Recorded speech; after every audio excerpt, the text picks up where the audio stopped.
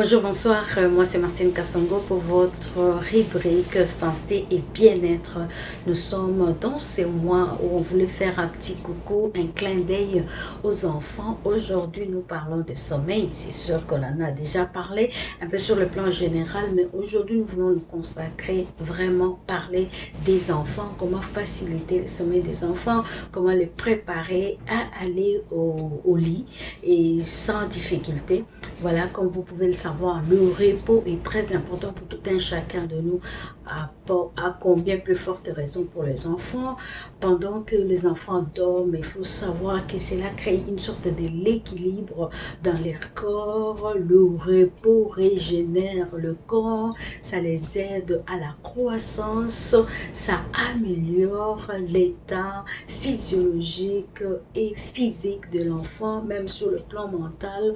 Un enfant qui dort bien se réveille avec une bonne capacité, se réveille aussi avec beaucoup de courage pour poursuivre sa journée et surtout on met l'accent sur la croissance. Mais très souvent, nous savons qu'il y a des difficultés qui font que les enfants ont du mal à se coucher ou encore ils n'arrivent pas à dormir. C'est ce qu'aujourd'hui nous voulons essayer de voir quelles sont les petites astuces qui peuvent nous aider, des choses pratiques que nous pouvons nous entraider pour faciliter le sommeil. Comme je l'ai dit, le sommeil facilite ou encore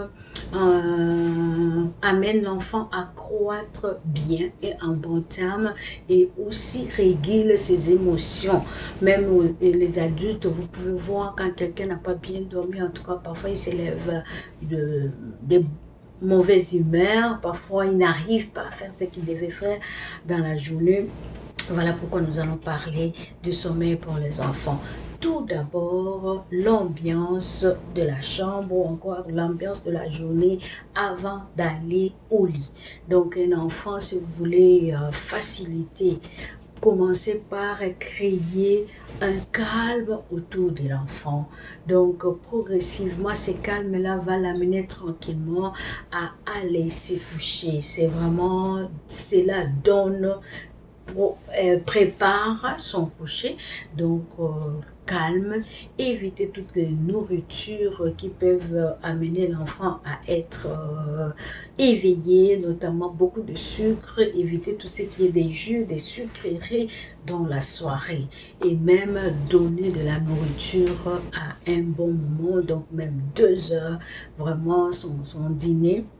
Un souper doit intervenir même 2 heures, minimum 2 heures avant d'aller au lit, mais 3 heures c'est vraiment idéal, ou carrément prendre vraiment des choses très et fins, légers, qui ne vont pas empêcher l'enfant à aller se coucher et retrouver son sommeil.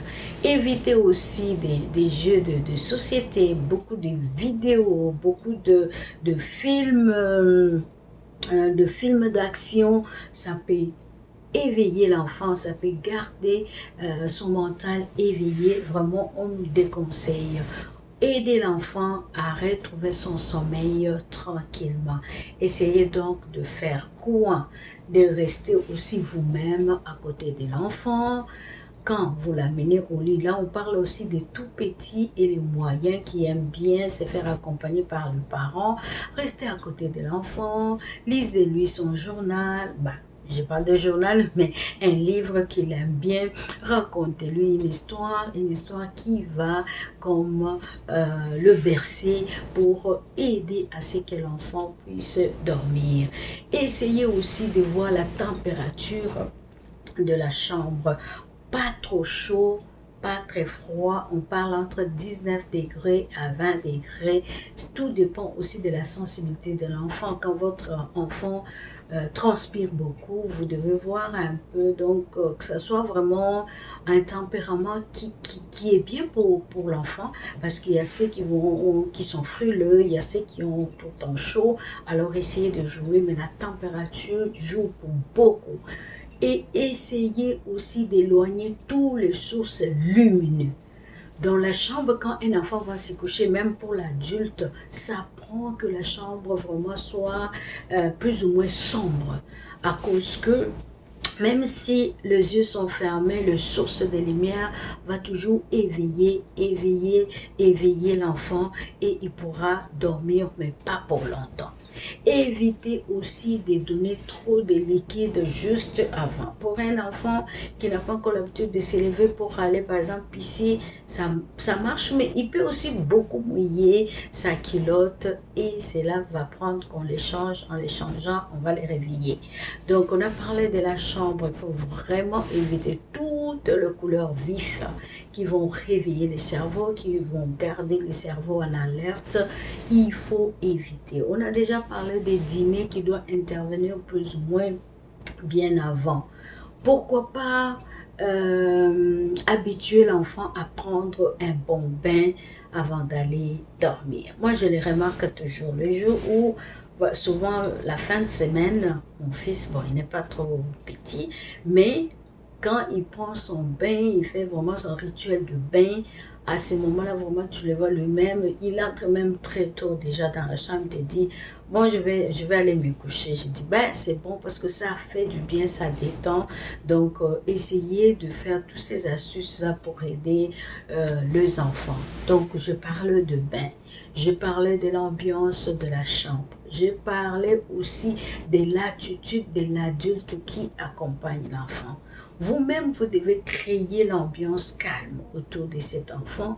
Vous-même, vous devez aussi montrer l'attitude calme. Cela aussi influe sur l'enfant. Ça va le détendre et puis ça va l'aider à commencer à se reposer. Donc, pensez aussi à une musique douce si jamais l'enfant a l'habitude.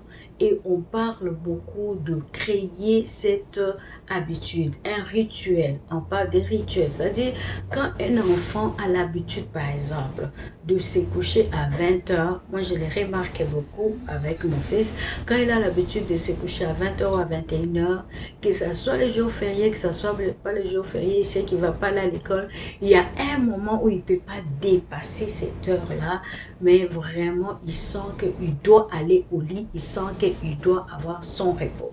Donc quand le rituel est créé, l'enfant a toute la possibilité et son organisme s'habitue, comme on a dit, il croit, il régénère ses cellules pendant qu'il dort et ça devient vraiment une sorte de routine qui roule tout seul. Parce que quand vous avez habitué votre cerveau, même à vous réveiller à 6 heures, vouloir ou pas, vous avez mis le réveil ou pas, à un moment vous devez vous réveiller parce que même le cerveau est éduqué et c'est que à cette heure-là, on se met debout. Et quoi faire encore? Là, on a parlé vraiment de principe général, naturel. Mais il arrive à ce qu'un enfant peut-être a mal passé sa journée, ça ne marche pas vraiment, il a envie de dormir, mais il ne dort pas, ou un peu d'anxiété. Dieu nous a tout donné, je l'ai toujours dit, la nature nous procure tellement, tellement de bienfaits, de choses qu'on peut utiliser. Moi, j'utilise, on avait parlé des thés calmants et tout ça, vraiment pour les enfants, je voulais vous montrer ça, c'est vraiment la camomille, hein, nature, nature. Donc voilà, je vais m'approcher et voilà, camomille. La camomille, vous pouvez infuser la camomille en tout cas, même pour le bébé. J'ai vu des pédiatres recommander la camomille, parfois pour un bébé qui n'avait pas de sommeil, mais pas exagérer, il faut toujours poser la question, mais ça passe tout à fait bien. Et même au niveau de il y a la camomille, vous avez aussi les tuiles, parfois vous trouvez déjà dans des pharmacies des thés proposés par le phytothérapeute, donc ceux qui utilisent des plantes pour pouvoir nous aider dans le domaine de la santé. C'est des plantes calmantes, on dit. Donc la camomille est calmante, elle est calmante. Vraiment, vous pouvez trouver ces plantes-là, pourquoi pas faire une petite tasse de thé à l'enfant, mais pas juste à quelques minutes d'aller vous préparez sa soirée, donc à 1h45 de son sommeil, vous lui donnez ça, il va boire et puis tranquillement, son corps va se détendre et puis ça va susciter et les sommeils.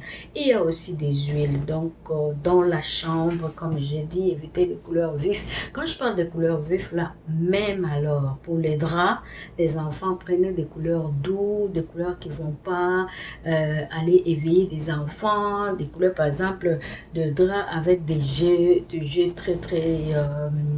comment je peux dire, avec des images qui peuvent effrayer les enfants, c'est pas bon parce que vous gardez quelque part en alerte son cerveau. Il y a aussi des huiles, les huiles très importantes. On parle de l'huile de lavande. Lavande, donc 30 minutes, 40 minutes avant que l'enfant aille se coucher, vous pouvez aller dans sa chambre, vous mettez quelques gouttes dans chaque coin et le temps que ça passe un peu de l'air, 30 minutes, 40 minutes après, quand l'enfant va rentrer, vraiment c'est une ambiance qui va comme adoucir son mental, le préparer à se coucher, il va bien dormir. Ça n'a rien comme effet, vraiment c'est beaucoup utilisé. On peut utiliser aussi, on utilise aussi souvent la menthe, oui, poivre menthe ou menthe. Vous pouvez faire la même chose, pourquoi pas une goutte sur l'oreiller, un peu plus bas, en dessous de son oreiller, une goutte. Vous laissez passer de l'air. Vraiment, quand vous essayez d'aider ces enfants à dormir, c'est pour leur bien. Et vous allez constater qu'il y a une bonne croissance en dehors de tous les autres éléments, bien sûr. Mais là, on parle vraiment d'abord du sommeil. Vous allez constater que l'enfant est de bonne humeur. Il se réveille, il veut faire ses choses parce qu'il a bien dormi, il a respecté. Mais savez-le, si on dit pour l'adulte au moins 8 heures de sommeil, qui est recommandé, mais pour l'enfant, ça peut être plus. Mais j'insiste toujours, c'est pas par exemple les heures de sommeil, vous dormez, vous vous réveillez, vous dormez, vous vous réveillez, entrecoupé. Même si vous faites 20 heures, c'est pas un sommeil de qualité. Mais quand quelqu'un couche du soir jusqu'au matin, sans des turbulences la nuit, sans pour autant se réveiller, en tout cas en dormant profondément, même si c'est 7 heures, 8 heures de temps, ça c'est le sommeil de qualité. Alors voilà pourquoi nous souhaitons vraiment que nos enfants aient le sommeil de qualité. Si vous avez d'autres idées, vous pouvez toujours ajouter des astuces. Je sais que nous sommes nombreux. Il y a ceux qui ont des enfants et on sait qui ont des expériences quelconques.